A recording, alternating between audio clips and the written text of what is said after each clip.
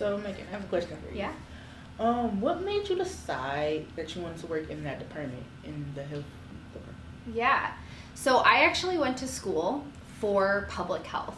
So it was really important to me to work in a field where I could actually help communities be healthy and have access to services. And so Detroit is doing some really cool work right now and really committed to keeping the community healthy. At the Detroit Health Department, it's actually our mission to help Detroiters thrive. We want everybody in Detroit to have the opportunity to really thrive and have the best health possible. And so for me to be able to have the opportunity to support young people in accessing health services, that they have a place that's safe for them to go, that they can talk to our providers, Natalie, and our other provider, her name is Shantae, and they're just both the best. They're born and raised in Detroit, and I think it makes a really big difference to have a place that you can go to and feel comfortable and know your information is going to stay there. And so for me to be able to do that work is just really awesome. Miss Natalie, would you answer that question too? Okay, well, how I started off, I actually started off as a nurse, and I always was involved with like babies and pregnant women and things like that, and I went back to school to be a midwife, and I had a cool job working with a doctor that treated women that were HIV positive and pregnant, and that kind of started my journey in public health. And I really enjoyed that job, and once I graduated from midwifery school, I was working at Hudson Hospital for a while, and they were hiring, and someone told me about the job, and I was like, oh, okay. So I went and I met Megan and I met Shantae, and the rest is history.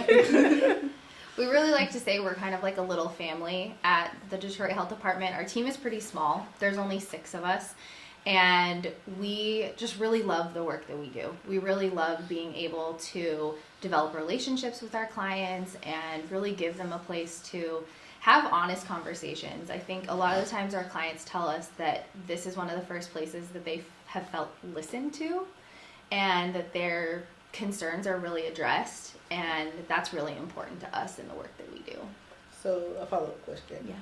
Do y'all ever think about expanding? All the time.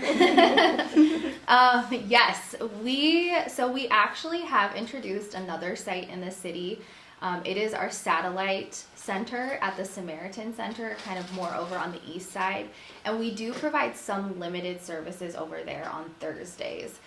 But beyond that, we are also looking at, as a health department as a whole, how we start to do things with a mobile unit and really trying to get our services into the community where people need them.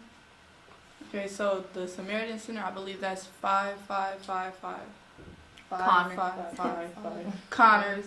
Yeah, okay, so I had to get that. So a question that I wanted about what we were saying, what you were talking about earlier, Miss Natalie, is can you get an STI from like kissing, or could it even come from genetics? Like, 'cause you know, a lot of adults now, they just go freely with what they be doing, and they be having kids, and can the kids get that stuff too? Yes. So in the case of like HIV infection that's not treated, you can pass that on to your baby. You can pass syphilis on to your baby. The most common STDs, like your gonorrhea and your chlamydias and things like that, if you have an active infection, and this is more for like a pregnant mom, your baby can get chlamydia in their eyes and things like that at birth. But to say like, oh, my mother had gonorrhea when she was 16 and that's why I have it now, no, that's not the case. But it is some STIs that can be passed through the birth canal to your unborn child.